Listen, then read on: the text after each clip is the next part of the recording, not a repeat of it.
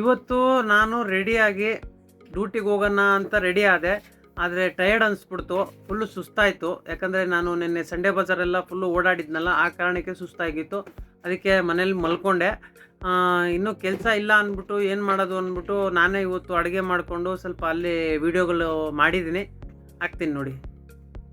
ಇವತ್ತು ನಮ್ಮ ಮನೇಲಿ ಗ್ಯಾಸ್ ಖಾಲಿ ಆಯಿತು. ಈಗ ಸಡನ್ ಆಗಿ ಅರ್ಜೆಂಟ್ಗೆ ತರ್ಸಕ್ಕಾಗಲ್ಲ, ಲೇಟ್ ಆಗುತ್ತೆ, ನಾಳೆ ಬರುತ್ತೆ. ಅದಕ್ಕೆ ನಾವು ಇವತ್ತು ಚಪಾತಿ ಬಂದ್ಬಿಟ್ಟು ಒಲೆ ಮಾಡ್ತಾ ಇದ್ದೀವಿ, ಹಳ್ಳಿ ಸ್ಟೈಲಲ್ಲಿ. ತೋರಿಸ್ತೀನಿ ಬನ್ನಿ. ಅಡುಗೆ ನಾನೇ ಮಾಡಬೇಕಾಗಿತ್ತು ಇವತ್ತು. ನಾನು ಎಲ್ಲ ಚಪಾತಿಗೆ ಎಲ್ಲ ರೆಡಿ ಮಾಡಿದೆ. ಚಪಾತಿ ಸುಮಾರು ಅಂದರೆ ಒಂದು 20 ಚಪಾತಿ ಮಾಡಿದೆ. ಅದಾದಮೇಲೆ ಮತ್ತೆ ಅಲ್ಲಿಂದ ಪಲ್ಯ ಮಾಡಿದೆ. ಪಲ್ಯ ಮಾಡೋಕ್ಕೆ ಅಲ್ಲಿ ಮಾಮೂಲಿ ಪಲ್ಯದಲ್ಲಿ ಬಂದ್ಬಿಟ್ಟು ನಮಗೆ ವೆಜಿಟೇಬಲ್ ಮಿಕ್ಸ್ ಪಲ್ಯ ಇದ್ದಿದ್ದು ಇವತ್ತು. ವೆಜಿಟೇಬಲ್ ಮಿಕ್ಸ್ ಪಲ್ಯ ಮಾಡಿ ಅಲ್ಲಿಂದ ಪಲ್ಯ ಎಲ್ಲ ರೆಡಿಯಾಗಿತ್ತು. ಅದಾದಮೇಲೆ ತಿನ್ನಲಿಕ್ಕೆ ರೆಡಿಯಾಗಿತ್ತು ಪಲ್ಯ. ಅದಾದಮೇಲೆ ಮತ್ತೆ ಫ್ರೆಂಡು ಚಿಕನ್ ತಂದ, ಚಿಕನ್ ಮಾಡಬೇಕು ಅಂತಂದ. ಅದಕ್ಕೆ ಹೋಮ್ ಮೇಡ್ ಮಸಾಲ ಮಾಡಿ ಮತ್ತು ಅಲ್ಲಿಂದ ಚಿಕನ್ ಕೂಡ ರೆಡಿ ಆಯಿತು. ಚಿಕನ್ ರೆಡಿ ಆದಮೇಲೆ ಮತ್ತೆ ತಿನ್ನೋಕ್ಕೆಲ್ಲ ರೆಡಿ ಆಗಿತ್ತು. ಮತ್ತು ಎಲ್ಲ ಕಾಂಬೋ ಥರ ಹಾಕ್ಬಿಟ್ಟು ಆಮೇಲೆ ತಿನ್ನೋಕ್ಕೆ ಸ್ಟಾರ್ಟ್ ಮಾಡಿದ್ವಿ.